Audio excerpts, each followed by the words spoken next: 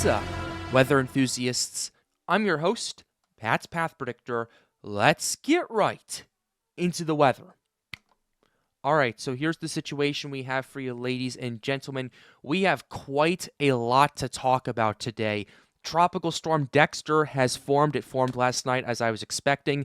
We also are seeing a pretty considerable shift in the models to the west for the main development region area of interest that could put Florida and the East Coast in the line of fire. And we have more things that we're going to be talking about today, especially in the long term, as maybe the Caribbean is going to be in fire as well, on fire rather. So with that being said, we have a lot to cover, so let's go ahead and dive right into it right now.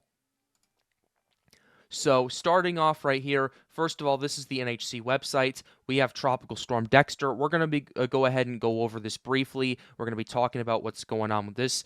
So here's what we have for you right here. This is the latest public advisory at this time of recording this video. Maximum sustained winds are at 45 miles per hour. They were at 45 miles per hour last night. Minimum central pressure is 1,002 millibars. That is the lowest pressure we've had this hurricane season outside of peak tropical storm Chantal, which was at 60 miles per hour. It's currently moving northeast at 14 miles per hour. Tropical storm force winds extend outward 105 miles from the center. And we have quite a bit going on with that as well. It's not expected to strengthen very much as it's going to be moving into some cooler waters. But man, it took full advantage of the ocean heat content and the water temperatures it had while it was closer to the Carolinas. And we can go ahead and read the discussion very quickly before we get to our other areas of interest. Several bursts of deep convection have formed with Dexter this morning, but latest visible satellite imagery suggests the center is on the far western edge of the cirrus canopy, partially exposed. This intensity estimates from the SAB and TAFB remain unchanged from 12 UTC, and objective estimates are around maintaining a current intensity of 40 knots, which is 45 miles per hour, this advisory. Intensity-wise, Dexter is likely facing an increasingly hostile environment, with westerly vertical wind shear increasing above 30 knots in 24 hours. Thus, only limited additional strengthening is shown in the forecast today, then capping the intensity at 45 knots, which is 50 miles per hour, through the rest of the week. However, since the cyclone will remain over the Gulf Stream waters until it passes poleward to 40 degrees north, it will likely continue to produce periodic bursts of deep convection, helping maintain its intensity despite unfavorable shear. After 60 hours, the guidance remains split on whether or not Dexter will become a remnant low or phase into the upper level trough nearby, becoming a strong extratropical low. So we'll have to pay attention to that as well. But expected to get up to 50 miles per hour. That's going to be maintained for the next 2.5 days. So that's kind of your biggest update that you have going on for it right there. So we'll have to pay attention to that. If it does get up to 50 miles per hour, that would be pretty interesting to say the very least, because I was looking at this and I was personally not expecting Dexter to form the way it did. I was expecting maybe one of the other AOIs would do it first, but considering that this was kind of our sleeper pick right here, we're going to have to pay attention to that moving forward. And another surprise is what's going on in the main development region.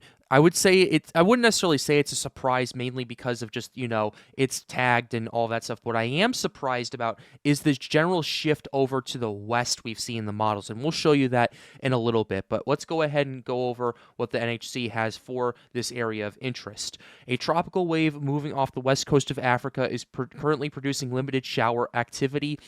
In a few days, environmental conditions are forecast to become conducive for gradual development of the system, and a tropical depression could form by the latter portion of this week as it generally moves west-northwestward across the tropical Atlantic. Formation chance in the next 48 hours is at 0%, but in the next 7 days, it's at 50%. So what that is telling me is, number one, this is more of a long-term threat, and the development's not likely going to happen until probably later this week or even this weekend, to be honest, in that part.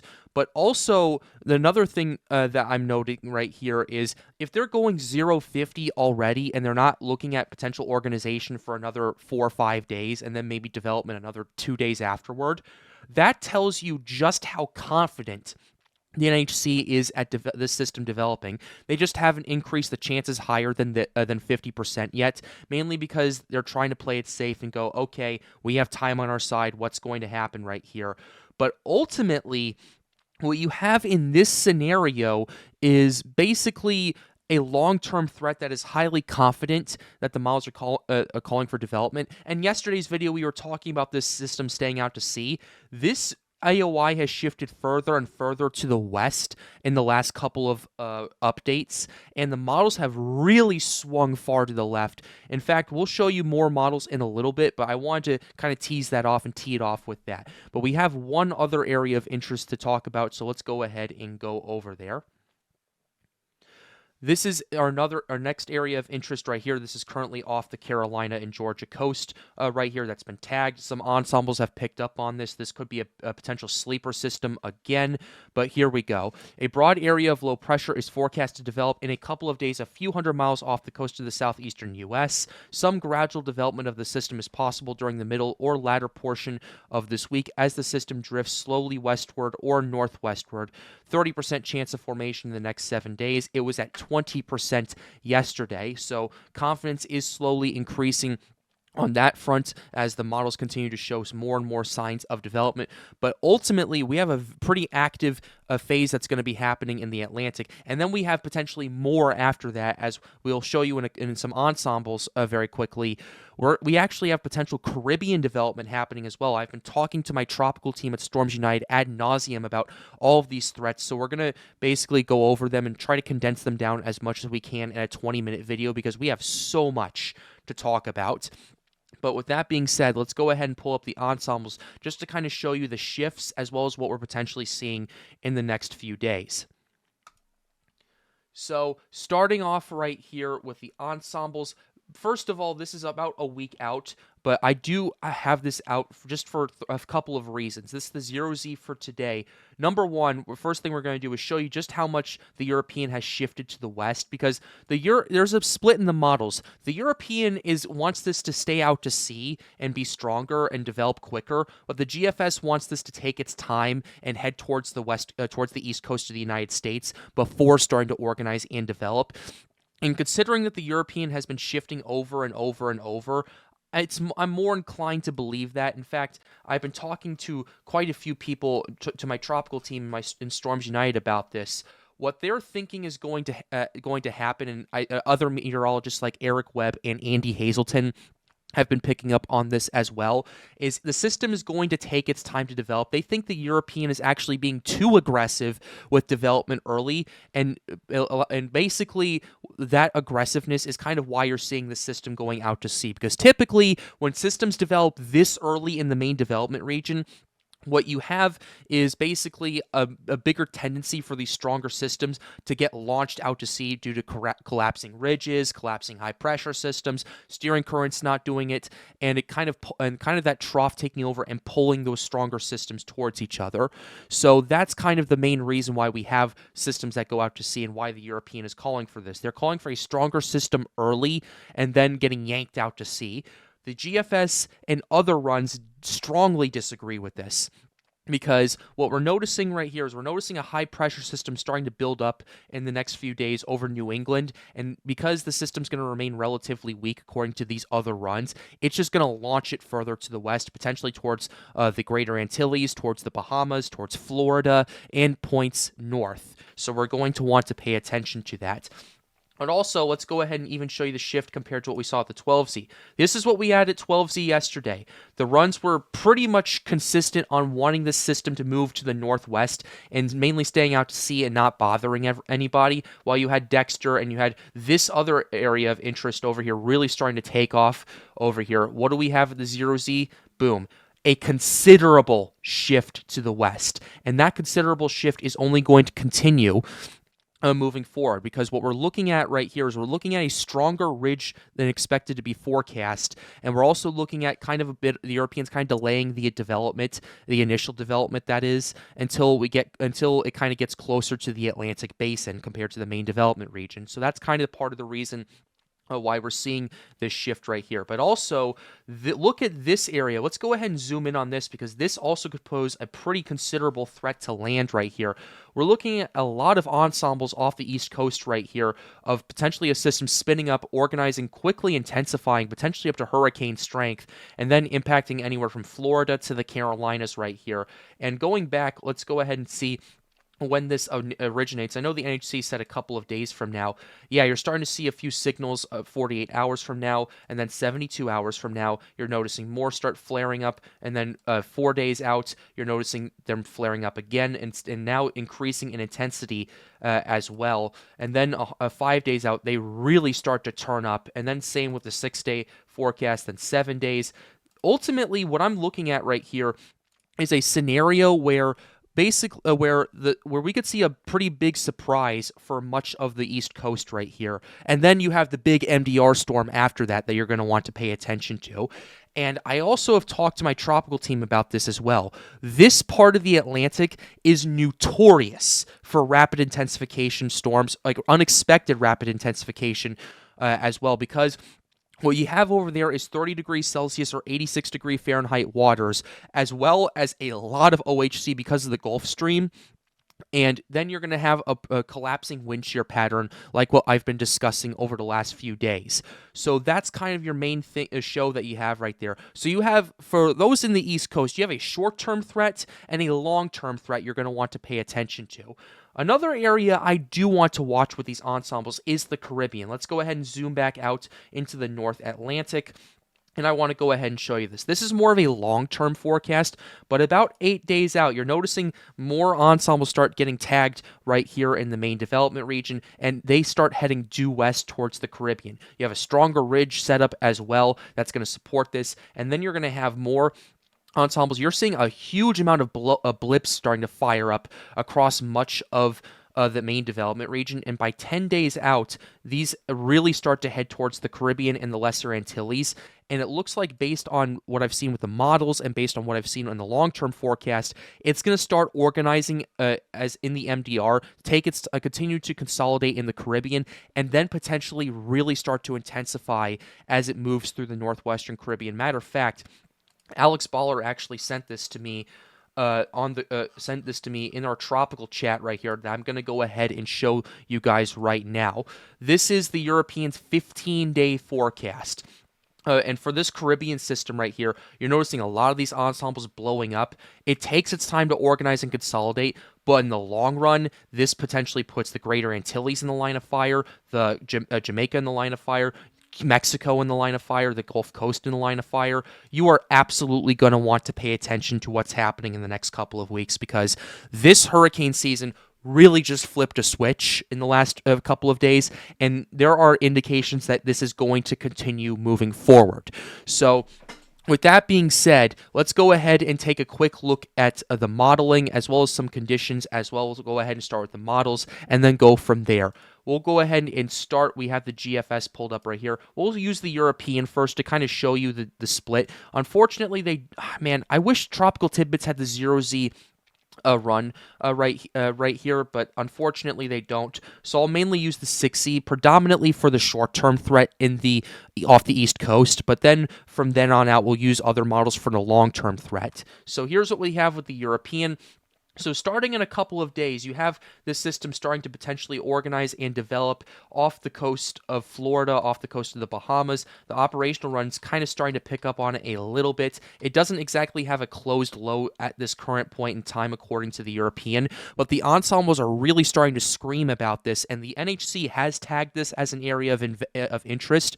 So what I'm thinking is going to happen is we're going to have a scenario just like we saw with the MDR setup, where the ensemble starts screaming about it, and then it takes about a day or two for the operational runs to start catching up on it. So that's kind of what we have for right there. In terms of what's going on in the main development region, at least from right now, the European is favoring a bit more of a long-term threat in terms of development, waiting for the system to kind of move towards the Atlantic basin and then start to organize and develop. So we're going to have to pay attention to that as well. Looking at the GFS for you guys, I know the GFS, that stuff that I can't say on YouTube that we've kind of said over the last couple of months. If you know what it is, comment down below. I stopped myself. But the GFS has been really kind of leading the charge of a more westward track, and Andy Hazelton and Eric Webb have been paying attention to it as well. We'll show you the 0Z GFS just to kind of show you this. This system takes its time to organize and develop. It only increases to 1,005 millibar tropical storm as it moves further to the west into the Atlantic Basin, and even then it starts fluctuating in intensity. But as it approaches the Bahamas, and as you start seeing this high pressure system starting to kind of develop off New England right here, this system really organizes and intensifies right here. It's almost like the system's trying to pull a Hurricane Andrew or a Hurricane Dorian back in 1992 or 2019, respectively. But you have this system really starting to intensify near the Bahamas, as it makes landfall for there. Look at this 938 millibar system approaching Florida at the 0Z. Normally, this would be something where I'd say, okay, this is a little outlandish. We're gonna take this with a grain of salt. But I'm not taking the intensity at face value, but the track is actually believable, in my opinion. Now, granted, are we going to most likely see a 938 millibar system approaching Florida at this current time? No. Anything can happen, but I hope to God it doesn't happen, especially off of that part of Florida, and especially after that other area of interest potentially spins up, according to the ensembles. That would absolutely be awful for a lot of people there. But ultimately, the track is believable, and the rate of intensification, to be honest, is actually believable, and I'm going to go ahead and show you why. First of all, these are our sea surface temperatures. I know they're a little bit out of date. I'll show you the tropical tidbits ones as well to kind of shed some light on this, but look at this. 30 degrees Celsius, 29 degrees Celsius. That's 84 to 86 degrees Fahrenheit water temperatures across there. This area right here in the Atlantic is notorious for allowing rapid intensification to happen. It happened with Hurricane Andrew back in 1992. It happened with Hurricane Dorian back in 2019. Hurricane Isaias in 2020. There are so many other examples that I can name, but if you're in the Bahamas and you're in Florida, you're especially going to want to watch this system. Even if it remains weak in the main development region and enters the Atlantic Basin, you are going to absolutely want to pay attention to it, because once it hits those warmer waters, it's absolutely going to take off at that current point. Looking at ocean heat content, this is part of the reason as well. By the time you get to the Atlantic Basin, especially with that GFS forecast, you're looking at 75 to 100 OHC. That is conducive for rapid strengthening, folks. And considering how piping hot the water temperatures are along the Gulf Stream and in that part of the Atlantic, that is something right there that you're going to need to take very, very seriously. And that's why I'm taking this very seriously, and that's why I'm highlighting this as a pretty big area of risk. So we'll have to pay attention to that going forward. But I do want to go ahead and show you the wind shear as well, because the wind shear maps definitely show quite the scenario right here. Starting off right here, going about 3 days out, look at the wind shear. There's not very much of it, with the exception of this tut over here in the subtropical Atlantic. In at least the general area, there's not very much wind shear, and maybe there is some that kind of does hinder this development initially. But as it approaches not the Caribbean, but the Atlantic Basin in the Bahamas, that wind shear to the west of it is non-existent. And yes, there is some quote-unquote shear there, but a lot of that is being produced by the storm itself, so that is something you're going to want to watch. The shear is very favorable for this type of development, and considering what we're seeing, and considering we are seeing a general collapse across much of the Atlantic at this current point in terms of wind shear, I'm going to check moisture real quickly just to take a look at this. Moisture is actually pretty good with this as well. You have a moisture pocket that kind of persists, but by the time it gets to towards the Atlantic Basin, it really moistens up. And if it can stay that weak that long, it's really going to take advantage of the increase of moisture in that region as well. So you're going to want to pay attention to all of this right here. If you are in the Greater Antilles, if you are in the Bahamas, if you are in the East Coast of the United States, if you're in the Caribbean as well, you're going to want to pay attention to that long-term threat I showed you in the ensembles. We have a lot to dissect over the next couple of weeks, and we'll keep you updated here on the Pat's Path Predictor channel. But with that being said, we're going to go ahead and close the video out right here. I really hope you enjoyed it. Be sure to like the video and subscribe to the channel if you are new. The goal, as always, is to get more people engaged with weather. If you want to help out, hang out, ask us questions, join the Storm United Discord server. Link to that is in the end screen. And with that being said, have a wonderful day, guys. Stay safe.